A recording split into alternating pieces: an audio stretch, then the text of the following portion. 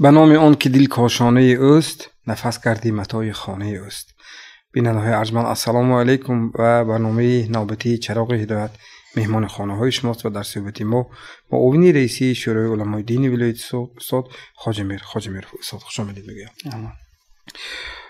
این نوبت بیننده‌های عزیز ما در یک موضوع صحبت میکنیم که بسیار موضوع مهم و در زندگی هر روزی ما با این حالت بسیار زیاد روبرو میشیم در مورد نکاح مسلمانی.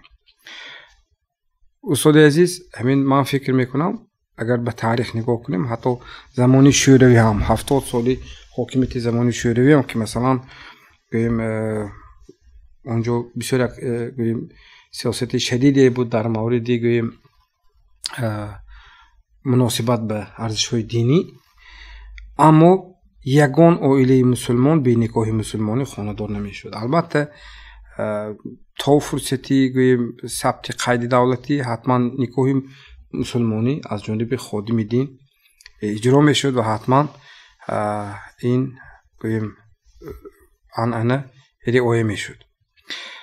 من میخواستم استاد در آغاز سخن خود کلمه نکاح تاریخ آن تا زمان اسلام چگونه بود و معلوم است که مثلا تمام دین ها حتی از فیلم ها هم تماشا میکنیم که مثلا در دیگر دین ها هم تا فرصتی مثلا گوییم چی معین کردن مناسبت های زن و شوهری، البته آنها از گوییم یک معرکه نکاحی خودشان میگذارند که مثلا و حتی در یک جای خوانده بودم که جای تماشا کردم اونجا یک لحظه هست میگوید که میدونی این امری خداوند است که ما این مهر نکاحی ما در عرش در بالا محفوظ ثبت کرده می شود و باید ما برای نگاه داشت این مناسبت ان همین همزیستی باید همه جانبه کوشش کنیم. حتی یک حالتی بود که یک در کدام یک فیلم دیده بودم این مسئله. خب هر یک چیز هر یک مواد جنبه تربیه دارد. من میخواستم آغاز سخن چون گفتیم در مورد خود کلمه نکاح و تاریخ آن برای ما و بیننده ها شامل بشه. به نام الله بخشنده و مهربان، درود و رحمت خداوند و حضرت محمد مصطفی علیه الصلاة و ازکی السلام. حقیقتا نکاح از نگاه اسلام یک حکم، یک عبادت خیلی هم بزرگ است. پیش از نگاه اسلام، پیش به تاریخ نکاح های پیش از اسلامی نگاه کنیم، اگر از زمان حضرت عیسی علیه السلام تا زمان پیغمبر اطراف 600 سال وقت گذشت که در این مابین پیغمبر نبود، یعنی از آسمان احکام ها نازل نمی شدند. بعد از گذشتن حضرت عیسی یعنی انقطاع الوحی منقطع شد. در این مدت آدم ها از بسیار حدود انسانی آدمگرایی برآمدند. از آن جمله در باب نکاح هم بسیار هم یعنی نکاح فراموش کردند. حکم آسمانی نکاح چه خیلی هست گفته، بسیار هم به عادتهای زشت دست زدند. حتی یعنی نکاح های وی ها با یک چند نام ها، نکاح و شغار و دیگر نام مشغول ترش همین بود. یعنی نکاح شغار چه خیلی بود، با یک مرد با یک زن یک چند مردها رسما عقد نکاح می بستند و همون مرد ها رفته به همون زن یعنی زندگانی میکردن با نوبر و امثال این خیلی حالت های زشت بود. چطوری که در زمان جاهلیت زنده به زنده دخترها رو که گور میکردن، از اون جمله نکاح هم یک بسیار هم یک نامش نکاح بود، اما در اصل از همه نمودهای انسانی بیرون بود. وقتی که کودک تولد میشد، همون کودک به کدام آدم که تشبیه داشت به هوای نسبت میدادن، یا که همون ضعیف از همون مردهایی که به وی خفت خوز میکردن با نام نکاح شغار یعنی فرزند را به هوای نسبت میداد و امثال این. لیکن الحمدلله دین مبین اسلام که دینی که خداوند در قرآن ذکرش میکند و دین چنین در کتاب‌های گذشته که ذکرش میکند که مکمل کننده دین ها هست، خداوند دین مبین اسلام به واسطه پیغمبر به واسطه قرآن که مشروع کرد نازل کرد همه این عادت هایی که در این مابین از حدود انسانی برآمده بودند، همه هوای ها را خداوند به یک ترتیب معین قرار داد. از آن جمله نکاح. وقتی که نکاح خداوند که مشروع گردانید نکاح اسلامی را، البته در نکاح اسلامی یک چند چیزها را فرض کرد. از اون جمله همون نکاح شوندگان باید که اینا مسلمان باشند. حضور من در طبق مذهب امام ابو حنیفه اهل علم علما کجا که نکاح روند، البته همین کلمه شهادت را میکنند، میپرسند که اشهد ان لا اله، یعنی گواهی میدهد که خدا یک است و گواهی میدهد که حضرت محمد مصطفی الحمدلله از گذشتگان ما بی و آچکلان ما این چیزها را تعلیم میدن که فرزندانشان که کلمه شهادت میدانند. یکم همین معناش کرده. دویمش همین که در نکاح کردن این یک چیزی هست که شاهد گواه بودنش در کار. اکنون نکاح های دوره جاهلیت اینها این چیز رعایت نمیکردن. چطوری گفتیم یگان چیز رعایت کرده نمیشه. ترتیب به ترتیب در آوردن دین مبین اسلام نکاح خفیانه به گواه گذرانیده نمیشه. باید که نکاح این یک حیات انسان است، باید این معلوم کرده شود در مابین گواه ها. این چیز چطوری که پیغمبر خدا میگن که اعلنوا زفافکم بالدفوف، یعنی وقتی که شما نکاح میکنید در نزد شاهدها نکاح خود را اعلام کنید، که حتی دف دایره زنید گوید که نکاح شد. گفتم سیومین فرضیت نکاح این هم باشد مهر است. مهر آن خراجات هایی که در وقت توی کرده می شود و مهر ثابت نمی شود. مهر در وقت نکاح از طرف داماد برای خاطر کلین تعیین کرده می شود که خداوند در قرآن چی میگوید؟ و آتوهن اجورهن، این امر الهی است. وقتی که شما ازدواج میکنید حق وی ها را تید. درباره مقدار مهر البته علماها صاحب مذهب هر خیلی فکرهای میگن، اما در مذهب ما از همه سبکترین مهر این مذهب ما است. چون پیغمبر خدا میگن که نیکبخترین زنی که مهر وی کم آسان است. از همین لحاظ طبق همین حدیث پیغمبر صلی الله علیه و سلم در نگاه مذهب امام ابو حنیفه از همه سبکترین مهر زن در مذهب امام ابو حنیفه است که میگن که چیزی قیمت داشته باشد. مثلا یک رومو قیمت دارد، یک کرته قیمت دارد که این سبک است. اما در دیگر مذهب ها این چیزها بسیار هم وزمین است. از همین لحاظ در بعضی مملکت های خلیج در باب نکاح از روی مذهب امام ابو حنیفه عمل میکنند. خودشون شافعی مذهب هستند، حنبلی مذهب هستند، مالکی مذهب هستند. دیگه از بس که در مذهب ما در همین باب نکاح بسیار آسانی ها که هستند و اینها به مذهب ما عمل میکنند، مذهب امام ابو حنیفه رحمت الله علیه. بعد چهارمش ایجاب و قبول. ایجاب و قبول همین که وقتی که از کلین میپرسن که شما راضی هستید در عوض همین مهر، حتما باید مهر گفتن در کار. شاید که کلین از همون نکاح راضی است اما از مهر راضی نیست، حق دارد کلین گوید که این مهرش برای من کم است، چون که خداوند این حق به وی داده است. میتواند حق به وی میتواند، چون که اما در حالتی که همین مهر نمیگویند بعضی علما میگن که نکاحشون نکاح فاسد است، چون که یک فرضیت نکاح به جا آمد. یا که بی گواه نکاح میکنن، این هم نکاح بی گواه نکاح نمیشود میگن. یا که مجبور کرده یک کس مجبور میکنن، لا اکراه فی النکاح، مجبور کرده یک کس برآورده دادن، اینم نکاح ثابت نمیشود. باید که این راضیگی خودش قطع، باید که وی راضی شود، یعنی داماد قبول کرد. اینها درباره مختصرا درباره پیدایش نکاح، درباره فرضیت های نکاح و چی داره که گفته در زمان شوروی. البته در همین زمان ها، زمانی پیش از اسلام که نکاح با هر راه‌های غیر شرعی و غیر اخلاقی بود، اما دین مبین اسلام وقتی که چیزهای خوبی که قبول کرد، البته در همون زمان شوروی هم البته یگان عائله مسلمان به دین به نکاح این چیزها را البته نکاح نمی‌کردند، چون که نکاح حلال کننده ان همون بین دو شخصیت نامحرم است.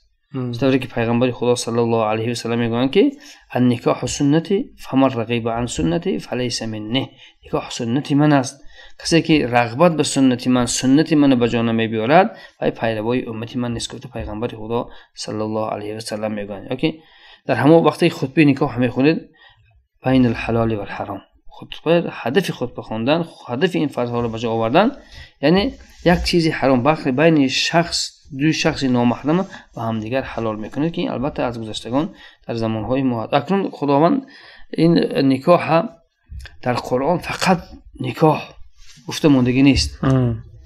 در قرآن با لفظهای نکاح هست، لیکن از این هم با لفظ پرقوت‌تر خداوند میگوید که میثاق غلیظ، یک قسم بسیار هم پرقوت که شما کیلون داماد در نزد الله یک قسم پرقوت سخت وعده کردگی هستید که شما باید که طبق همین حدیث، طبق همین قسم عمل کنید.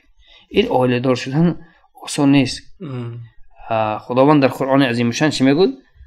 فاخذنا منکم میثاقا غلیظا، به تحقیق از شما ما در وقت نکاح یک قسم صادقانه قبول کردگی هستیم، بعد که برای خاطر همون قبول قسمی که به ما دادید شرط هاشو به جا بیارید. گفته خداوند در قرآن بیان میکنه. این چنین پیغمبر خدا صلی الله علیه و سلم وقتی که نکاح میکردن دو جوان ها مراجعت کرده مثلا اتقوا الله فی نسائکم، شما در وقت ازدواج کردن و عائله های خود از خدا ترسید. در گردن شما خداوند یک امانت واگذار کرد، این امانت خداوند خیانت نکنید. گفته یعنی پیغمبر خدا صلی الله علیه و سلم پیش از نکاح و هر یک جوان مسلمان مراجعه میکردن. بله، تشکر استاد، تشکر. و شما در موردی بسیار خوب گفتید که شناختی گوییم همون ارزش ها. ما امروز شکرانه زمان استقلال که ما با همون ارزش های بزرگ فرهنگ ملی و دینی خودمون باز مثلا شکرانه آن که امروز من خود رهبری دولت و حکومت جمهوری تاجیکستان با سرپرستی اساسگذار صلح و وحدت ملی پیشوای معظم ملت محترم امام علی رحمان در شناخت ارزش‌های ملی فرهنگ تمدن نیاگان خود همیشه که تشبثکار هستند و واقعا استقلالت و مردم همین ارزش‌ها را داد تا مردم از گذشتگان خودشان بهره‌ور باشند، دانند. حتی ترجمه قرآن به زبان تاجیکی با حروفات کریلی نیز امکانیت داد که مردم از اسلامی حقیقی و اسلامی معتدل واقعا آگاهی پیدا کنند، ارزش‌های اسلام را شناسند، گوییم درستی آن را به خوبی درک نمایند. و گفتیم در سر مورد نکاح استاد امروز به جامعه نگاه میکنیم که مثلا حتی همین توی‌های ما مشاهده میکنید که مثلا توجه ما به همین معرکه چندان مسئولیت شناسانه نیست. فرض کردیم ما مسئولیتی که در تشکیل توی خانه، انتخابی گوییم سراینده یا چند چیزایی که مثلا ما داریم اینقدر مثلا سخت توجه میکنیم نسبت به اونی که مثلا این معرکه‌ای که در پیش فرض کردیم. من برای چی میگم؟ چند حالتایی بود من مشاهده کردم، مثلا معرکه نکاح قریب از خاطر ما رفته است و دنبالای رفته گرفتن دکر اونجا همراهتون کی شاهد کی کدامتون که نباشته رویتون چی میشود. من میخواستم انا همین سمت صحبت ما در مورد شناخت مسئولیت در گذراندن ان همین گوییم مراسم بسیار مهم که اگر گوییم که مناسبت این دو نوجوان دو نفر ازدواج کننده به خواندن مثلا نکاح مسلمانی اگر جایز نباشد پس این بسیار شرطی مهم است، فرض است. گذشته از این پس چرا ما امروز در شناخت ان همین گوییم امر خداوند ما مسئولیت شناسانه مناسبت نمیکنیم؟ چون که این بسیار چیزایی که ما در انتخاب شاید عاجزی میکشیم، شاید درست نمیشناسیم استاد. حقیقتا وقتی که ما گفتیم خداوند غیر از با لفظ نکاح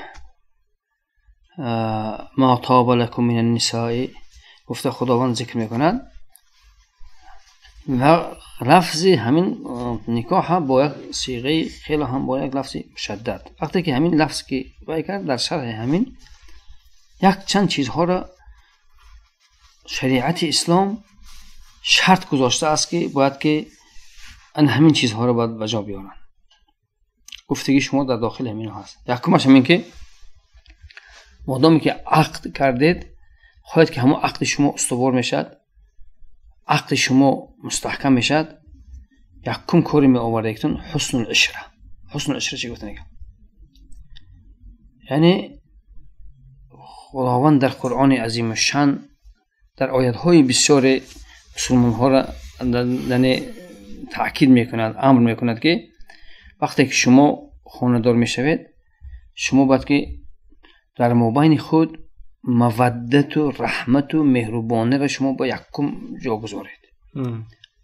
خب مادامی که این هدف فقط از نکاح یک قانع گردانیدن یعنی شهوت یا که دیگر چیز نیست. نکاح چرا خداوند میثاق غلیظ گفت که در نزد الله شما یک قسم استوار داده هستید. یکمین شرط همین قسم و عاشروهن بالمعروف، شما باید که زندگی با هم که معیشت با مصلحتانه کرده باشید. و این چنین پیغمبر خدا صلی الله علیه و سلم در همین آیت میگویند که در آیت شرح میدن که وقتی که انسان که وای شد در مابین ویها زندگی هست، عائله داری هست، اگر مبادا یک چیز پیدا شود، اگر یک نابرابری پیدا شود، شما باید که صبر کنید، چون خدا وعده کرده است که کسانی که عائله دار میشوند طبق همین آیت کریمه زندگی با عقلانه حلال و پاکیزه میکنند، خداوند ان همون مشقتی که بر سر ویها آمده است خداوند وی آسان میکند. باید که یکم همین چیز فکر کرده زندگی هر یک چیز خورد به همدیگر، شوهر به زنش به شوهرش زبان درازی نکنند. ان همین میثاق غلیظ به خاطر آورده زندگی خوب کنند، همه چیزهای مایده ته گذارنده همین از خاطرش نبرند. دومین چیزی که باید اینها طبق همین آیت به جا بیارن، المحافظت فی الاسرار الاسره، یعنی سر عائله داری را باید که ویها چیکار کنن؟ نگاه دارن. کلین مثلا کلین شده میبیاد حاضر وی در اون خونه، حاضر شاید که همه کلین کرده دامادش برآورده خونه جدایی نمیتید که چیکار میکند؟ یعنی خونه آورده وی میکند الهیده پیش پدر عروس مادر عروس میبیاد، از پیش پدر مادر عروس میبیاد در اون خونه، شاید که دیگر خاین‌ها دیگر کلینا باشن، انمون سر و اسرار خانه رو باید که حفظ کنن. دومین وظیفه هاشون همین، یکم همین که هر یک چیز مایده شایده به اعتبار نتیان و عاشروهن بالمعروف زندگی خوب کنن پس سر گذارن. دومیش همین که سر عائله رو هم زن هم مرد نگاه دارن. شاید که مرد در مرد بعد چیزها هست طبیعی در زن هست، اکنون همین چیزا برآمده سر آشکار نکنن. پیغمبر خدا گفتن که خداوند لعنت میکند همون مرد همون زنی که یک جا زندگی میکنن با برآمده پگاه سر خود پاش می سر همدیگه فاش میکنن. این دومین چیزی که انما حق و حقوق نکاح هست باید به جا بیارد. سومیش هم میگن که ترک التهدید بالطلاق، ها گفته هر یک کمبودی مایده به طلاق میکنن، طلاق کردم برو رو، گفته انواع نمود طلاق خاطرش نمیارد. حتی پیغمبر خدا میگه خداوند لعنت میکند همون زنی که از شوهرش اذن طلاق میپرسه، طلاق هم کن، طلاق هم ده، گفته پیغمبر میگه خداوند لعنتش میکنه. این بسیار چیزی وزنی. سومش همین. چهارمش همین که وقتی که وای میکنن اگر التحلیل و الصبر و الرضا، باید که در هر یک کار از همدیگر کمبودی همدیگر تیز بخشن، همدیگر پاشن، در کمبودی همدیگر صبر کنن و از همدیگر راضی شون که شیطان در مابین نداره. پیغمبر خدا صلی الله علیه و سلم میگن که شیطان با یک چند کارهای و حریص هست، بسیار هم شب و روز در پی همین کارها هست است. یکمش همین که در مابین در حرکت پاش خورانیدن دو عائله، از برای خاطر همین هم این چیزها رو چیکار کند در حق هم. وقتی که اول که در مابینش یک برابری شد و نابرابری شد و به همدیگر تیز گذشت نکنن، تیز همدیگر نبخشن، الکی شیطان جاگیر میشه، ان همون عداوت زیاد میکنن. میبینید که خدا رحم خورد و پاشخوری عائله میرود. از برای خاطر همین هم الحمدلله امروز از شرافتی استقلالیت کشور سر گفته، از شرافتی سیاستی پیش گرفته اساسگذار صلح و وحدت ملی پیشوای ملت که میراث گذشتگان قدر کردن و خصوصا ترجمه قرآن عظیم شان که با دستور اساسگذار صلح و وحدت ملی شد. وقتی که همون قرآن من تقسیم کردن در همون اولین بار تقسیم کردن همون قرآن تقسیم کردن در همون من روز هم در دوشنبه، یعنی سبب ترجمه کردن قرآن کریم خودشان گفتن که ترجمه کردن قرآن کریم این هم خیلی برای برده در بالای 3 تا خونده ماندن نیست گفتن. ترجمه کردنش همین که شما حلال از حرام فرق کنید، گناه از ثواب فرق کنید، طلاق از نکاح، قدر و حقوق پدر و مادر دانید، حق و حقوق همسایه را دانید. گفته سبب یعنی ترجمه کردن قرآن کریم با زبان تاجیکی را بیان کردن. و این چنین غیر از قرآن کریم هم با دستور خود اساسگذار سلف و اتم پیشوای ملی بسیار کتاب‌های مذهب امام ابو حنیفه چاپ شده است. ان همون کتاب‌های امام ابو حنیفه خصوصا درباره طلاق، درباره نکاح باب‌های خیلی هم وسیع اشاره کرده شده است. بسیار هم با وسیع، بسیار هم مکمل با دلیل‌ها. الحمدلله این شرافت همین استقلالیت کشور است که امروز مردم ما از این میراث قدیمی اسلامی خود الحمدلله با خبر شدن، آگاه شدن. اکنون این چیزو باید که عمل کنن. امروز هم با زبان کریلی بسیار کتاب‌ها درباره ترتیب عائله و عائله داره که همین کتاب‌ها از کمیته دین از کمیته عاید به کارهای دین، یعنی از کمیته تشخیص گذشتگی هست و در مگزین‌ها اجازه داده شده است. همین ها ما می‌بینیم الحمدلله کتاب‌های فقهی طبق مذهب امام ابو حنیفه رحمت الله علیه است.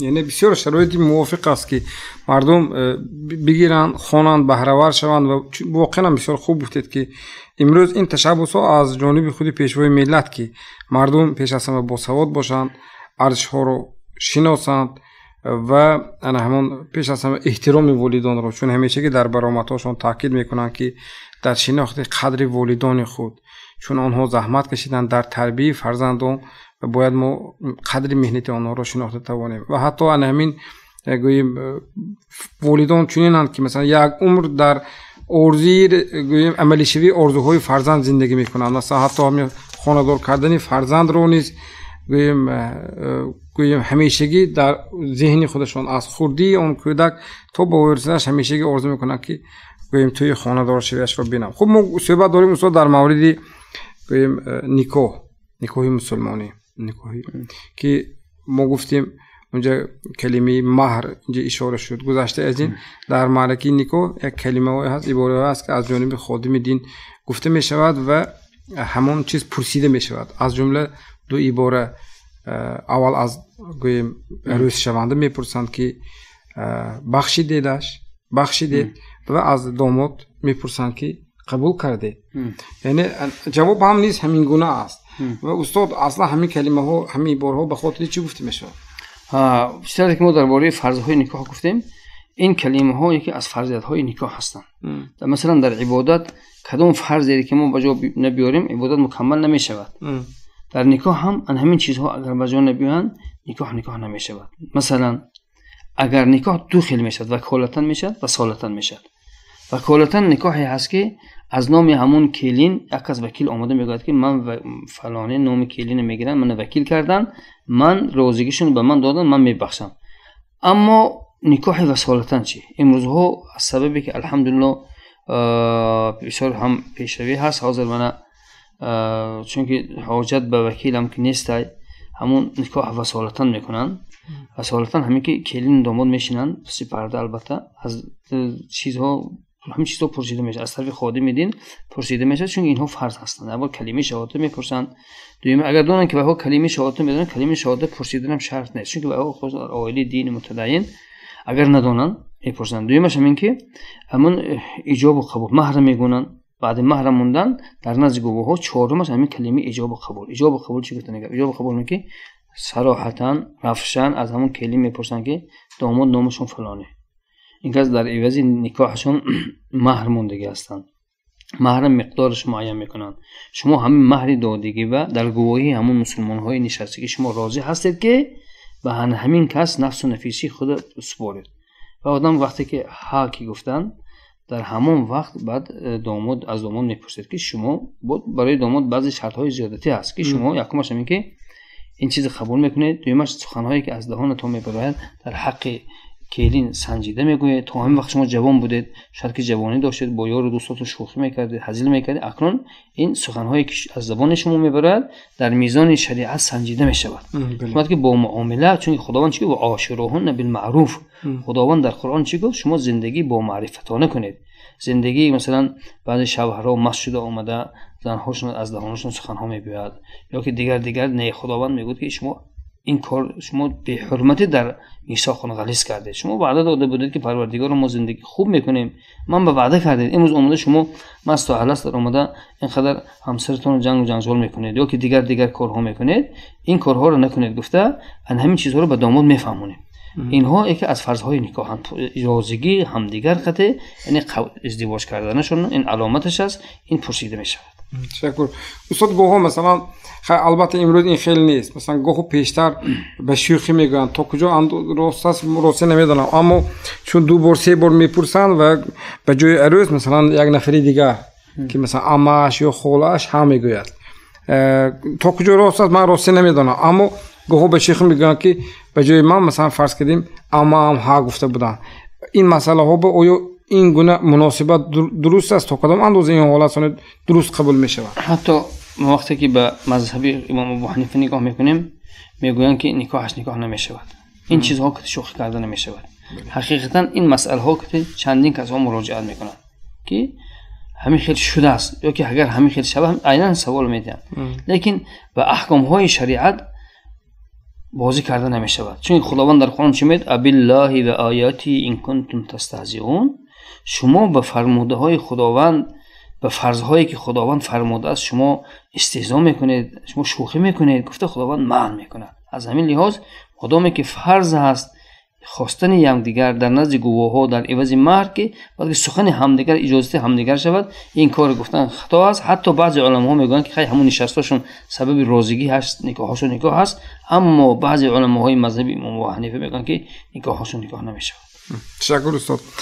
ва як саволе ки воқеан барои худам бисёр саволи дарднок ва аз низ сомонам. имрӯз ҷудошавии оилаҳо хеле зиёд устод. ман чанд ҳолатҳое медонам ки рости рақамҳо бисёр худаш ташвишовар аст ки масалан соли гузашта 2018 аз агар хато накунам аз 4 ё 5 оила як оила ҷудо шуд дар ҳудуди вилоят. яъне ин рақамҳо сабаби он шуд ки гурӯҳҳои корӣ ташкил карда шуд дар тамоми шаҳру ноҳияҳои вилоят. фаъолон бо мардум вохӯрданд, корҳои фаҳмондидиҳӣ бурданд, фаҳмондиданд ки воқеан оила ин як ҷузъи муқаддаси ҷомеа аст ки бояд мо як давлати хурдакак оила ки масалан унҷа масалан низоми муносибати худашро дорад. устод имрӯз ана ҳамин ҷудошавиро аз надонистани ҳаққи ҳамдигар ва масъулият гӯем назди ҳам ҷомеа ҳам назди худованд, масалан чун мардум маълум аст ки аҳли мусалмон ҳастем, ба худо имон дорем, гӯем ва никоҳи мусулмонӣ дидаем ва ин албатта нашинохтани масъулият аст. устод аз чӣ медонед? ҳозир гуфтем ки ҳамон масъулиятҳое ки худованд дар назди ҳар як ҷавони мусулмон, ҳар як духтари мусулмон ки ба ҳамдигар издивоҷ мекунанд, аввал риоя накардани ҳамон масъулиятҳо ҳастад. мо агар ба реша ба ҳамон асбоби ҷудошавӣ нигоҳ кунем, агар ана ҳамон чизҳо пеш назар мебиёд. якумаш чӣ буд? ва яъне ва ашируҳунна билмаъруф, яъне зиндагиро барои вайҳо фақат дар чизу мол тарғиб кардагӣ ҳастанд. масалан келин шуда мебиёяд, вай аз оилаи бой омадагӣ ҳастааст, ин оила шояд ки инқадар тавоноӣ надорад ё ки дар вақти ҳамон никоҳ ягон чиз камбудӣ шудааст, ан ҳамон чизҳоро эътибор накардан. ва ашируҳунна билмаъруф якумаш ва ан ҳамон чизҳо ҳам сабаб. дуюмаш ҳамин ки аз фош кардани асрори оила аст. ан ҳамон аҳдҳое ба ҷона овардан аст, хабар овардан аст. ан ҳамон ақдҳои, чунки дини мубини ислом дини раҳмат аст. худованд фарзгардонидани никоҳа, пайғамбари худо хутбаи хондани никоҳа, ин ҳамаш раҳмати илоҳӣ аст, раҳмати Аллоҳ аст. худованд барои бандагонаш ҳеҷ гоҳ як кори зиёновара фармон намедиҳад. акс аз кори зиёновар худованд наҳй мекунад. ва кори фарз худованд дастур додагӣ аст. аз ин маълум мешавад ки аввалан вақте ки ҳамон падару модар, шояд ки падар фарзандҳоро хӯронданд, модди زیاتشون رو بای کرد دیگه از معنویات ویها عقب مونده. فرزندها را از معنویات بای کردگی نیستند. ویها نمیدونن که این عقدی به خدا، این خداوند عقد کرده است، این ابد حق و حقوق نکاح من باید به جا بیارم. این چیزها رو نه. و دیگر همین که در جامعه هم این چیزها وقتی که رواج یافت، ان همون رواجابی جامعه این چیزها به هم دیگر جوان ها میروند با هم دیگر میشینن صحبت میکنن، من فلان کردم این کردم گفته من با خانه‌دار شدم، یا که پنهان خانه‌دار، یا که بیگواه خانه‌دار، یا که راه فاحشه خط رفتم. این سبب‌های بسیار شدن یعنی کارهای غیر شرعی در بین جامعه یکی اسباب‌های پنجشنبه عائله میشود. ما این چیزو مشاهده میکنیم که روزها چندین عائله ها به همین سوال‌ها مراجعه میکنن.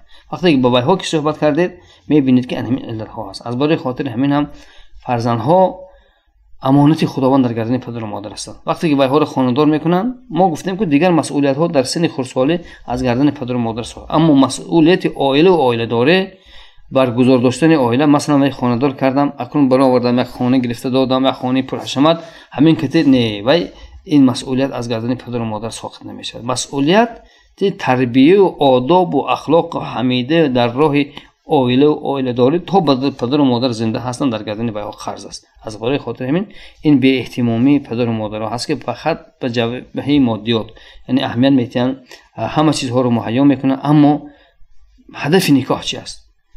مسئولیتی نکاح جدا شوید چه عقوبت دارد؟ شیطان چه کارها رو پیروی کرده، همیشه در وسوسه شیطان انداختن. از شیطان دور شدن، از شیطان نگاه داشتن راهاش یعنی به پدر و به فرزندها تلقین نمیکنن. در همین باره ابراهیم ابن ادهم در بازار عراق سیر و گشت میکردن که یک گروه آدم‌ها جمع شده بودن، رفتن از همه آدم‌ها صحبتاشون گوش کردن، با همدیگر بحث میکردن که امروز ان همین چیزها در مابین ما بسیار جدا شوی عائله دیگر علت چی باشد. این کس در همون جا ایستاده چند چیزی بیان کردن. گفتن که یکمش همین که ما خدا رو میشناسیم اما با گفتی خدا عمل نمیکنیم. آدمی که عقد نکاح گفتی خدا بوده است، شرطهاش به جا که نمیبیارید، این با گفتی خدا عمل نکردن است. دویمش همین گفتن که شما ما شیطان رو میشناسیم، دشمن است، اما از دشمن خدا ما رو شما میکنیم دور نمیگیریم، احتیاط نمیکنیم. آدمی که وسوسه کردن وظیفه اولین درجه شیطان این وسوسه کردن پاش خوردن عائله هست. راههای از شیطان دور شدن انسان باید جستجو کند. یک چند راهاشو بیان میکنه، خصوصا در عائله. وقتی که شوهر به خانه میدراید ناراحت است، در همون حالت باید که ضعیف آماده باشد که از کار میبیاد خسته شدگی است. حتی در همین باره روایت میکنن که یکی از صحابگان پیغمبر صلی الله علیه و سلم در سفر بودن، شب می آمدن، یک تا پسر داشتن. وقتی که میبیان همون سفر میرن، پسرشون از دنیا میگذرد. یک تا پسر دوست‌ترین پسر از دنیا میگذرد. وقتی که شوهر از بیرون میبیاد، این آدم انتظار میشد، میگوید که شوهرم بیاد چیکار کنم. میدوند حالت شوهر از کار اومدگی، محنت، زحمت، مشقت. این آدم گوده که خوب کرده که یک جا خانه دیگر برده خوب میکنه، از دنیا گذشته بالاش میپوشونه.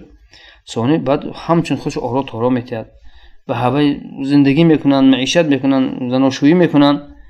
چون بعد از پگه میگه فرزند ما کنه، بعد میگه فرزند یک دین متدینی زنهای صحابگان ببینید میگن که یک کسی امانت دادگی باشد، تو اومده حاضر امانت پرسد تو میتی، البته امانت میتم. فرزند ما امانت خداوند بود، امانتش گرفت. گفته به ان همین مراجعت که زنها منفعل میکنن در همه حالت باید که برای قبول شوهر، وقتی که به این چیزها ما رعایت کنیم ان شاء الله عائله ما.